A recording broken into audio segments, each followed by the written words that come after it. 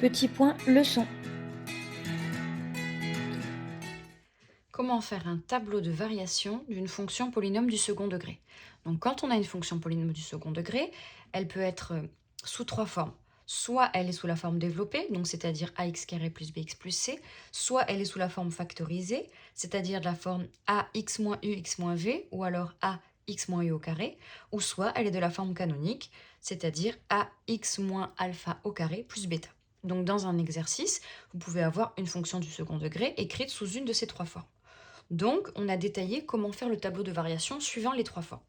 Donc, l'explication principale, elle est ici.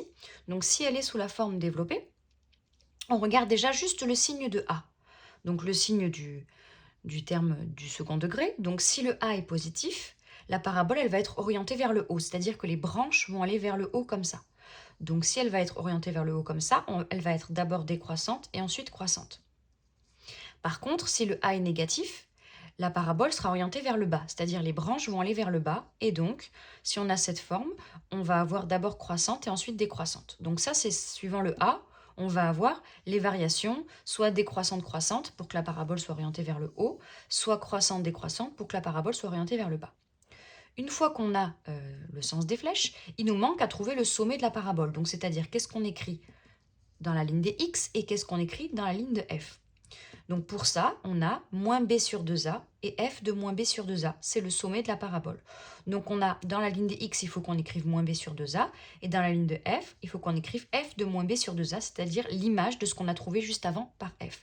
Donc si ici, quand on calcule moins b sur 2a, on trouve 7, et bien après on calculera f de 7. Si quand on calcule moins b sur 2a, on trouve moins 4, on calculera f de moins 4, l'image de moins 4. On trouvera l'ordonnée du sommet, ici. Donc, on fait la même chose dans l'autre cas pour écrire moins b sur 2a, f de moins b sur 2a. Une fois qu'on a ça, le nombre qu'on a écrit dans le tableau ici, ce sera le minimum de la fonction f, puisque là, on voit bien qu'on descend jusqu'ici et on remonte, donc ce sera le minimum, alors que dans l'autre cas, ce sera le maximum, puisque là, on monte d'abord et on descend. Donc, c'est le même chiffre, on calcule le même nombre, f de moins b sur 2a, mais si le a est positif, ce sera le minimum, si le a est négatif, ce sera le maximum. Et enfin, la droite d'équation x égale moins b sur 2a, donc on l'a déjà calculé, ce que ça vaut, moins b sur 2a, on l'a calculé ici ou ici, eh bien ce sera l'axe de symétrie de la courbe représentative de la fonction f. Donc voilà, quand on connaît la forme développée. Quand on connaît la forme factorisée, donc on a une de ces deux formes-là, mais qu'est-ce qu'on fait? On développe. Donc là, on distribue par exemple le a à la première parenthèse, et ensuite on a la double distributivité entre ces deux-là, ou ici on peut utiliser l'identité remarquable, on distribue tout, on simplifie, et une fois qu'on arrive, qu'on a tout distribué, qu'on a tout développé, qu'on a tout simplifié, on arrive à la forme développée. Et donc on fait cette méthode qu'on a déjà expliquée précédemment. Et enfin, si on connaît la forme canonique, donc de cette forme-là, on fait exactement la même méthode. Donc le A, est-ce qu'il est positif ou négatif? Il est écrit là. Et ensuite, au lieu de calculer moins b sur 2a, eh bien en fait, moins b sur 2a, c'est alpha. Donc on l'a ici. On n'a même pas besoin de le calculer, on l'a ici dans la parenthèse. Et au lieu de calculer f de moins b sur 2a, l'image de moins b sur 2a, ben, c'est ce nombre-là, c'est bêta. Donc finalement, l'explication, elle est ici. Et suivant les trois formes, il nous reste juste une petite modification à faire. Donc on va le voir à travers trois exemples. Ici, nous avons la forme développée. Ici, le A, c'est 3, le B, c'est moins 5 et le C, c'est 2. Donc, est-ce qu'on est ici ou ici? Le A, c'est 3. Le A est positif. Donc, la parabole sera orientée vers le haut, comme ça. Donc, on commence à faire notre petit tableau. On sait qu'on va d'abord avoir une flèche qui descend parce qu'on a une fonction décroissante. Là, ça descend et après, ça monte. On met X, on met variation de F. Et ensuite, moins l'infini plus l'infini. Et ensuite, il nous reste à calculer les coordonnées du sommet. Donc, on calcule moins b sur 2a. Donc, moins b, vu que b c'est moins 5, moins b c'est 5, et a c'est 3, donc 2 fois 3, donc on trouve 5 sur 6. Donc ici, le x, là où il va y avoir le sommet de la parabole, son abscisse, c'est 5 sur 6. Et enfin, on calcule f de moins b sur 2a, donc ça veut dire l'image de 5 sur 6. Donc on le calcule en faisant 3 fois 5 sur 6 au carré moins 5 fois 5 sur 6 plus 2. Et on trouve moins 1 sur 12. Donc du coup, ici, on met moins 1 sur 12. Donc on a le sommet de la parabole qui a pour abscisse 5 sur 6 et pour ordonnée moins 1 sur 12. On a trouvé les coordonnées du sommet, on a notre tableau de variation qui est fini, et enfin on a notre axe de symétrie, x égale moins b sur 2a, moins b sur 2a on l'a calculé, c'est 5 sixièmes, donc x égale 5 sixièmes est l'axe de symétrie de CF. Et donc on a toutes les informations. Pour la deuxième, on fait la même chose pour la deuxième fonction. Cette fois-ci, on est sous forme factorisée. Donc, on nous dit de développer, de réduire. Donc, g de x égale 9. Ensuite, on va faire la double distributivité ici. Donc, x fois x, x au carré, x fois 2, 2x, moins 3 fois x, moins 3x, moins 3 fois 2, moins 6. Là, on a fait la double distributivité de deux parenthèses. On simplifie. Donc, on a plus 2x moins 3x, donc ça fait moins x. Moins 6.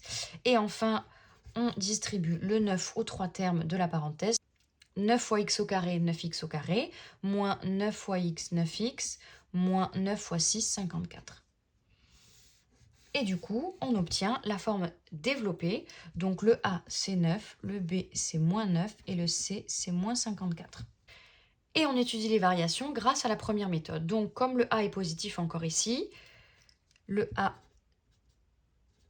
est positif, donc la parabole va être orientée vers le haut, donc ça nous donne le petit schéma comme ça, avec moins l'infini plus l'infini, x, les variations de f.